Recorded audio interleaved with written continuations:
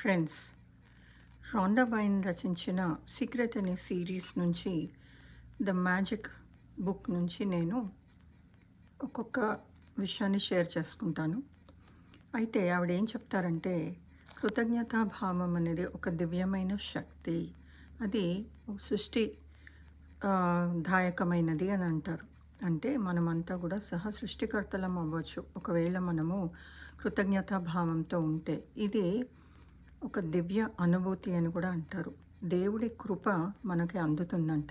మనము మనకున్న వాటికి ధన్యవాదాలు తెలుపుకుంటూ వెళ్తే లేమితనం నుంచి బయటపడినప్పుడు సమృద్ధి వైపు అడుగులు వేస్తామంట.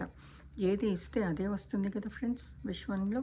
కాబట్టి మనకి సమృద్ధి కావాలంటే సమృద్ధిలో ఉన్నట్టు మనం భావించినప్పుడు అది ఎంత చిన్నదైనా పెద్దదైనా అప్పుడు మనము సమృద్ధి వైపు అడుగులు వేస్తూ ఉంటామండి. సో కృతజ్ఞతతో ఉందాం ఫ్రెండ్స్. ప్రతి విషయానికి ధన్యవాదాలు తెలుపుకుందాం. Thank you.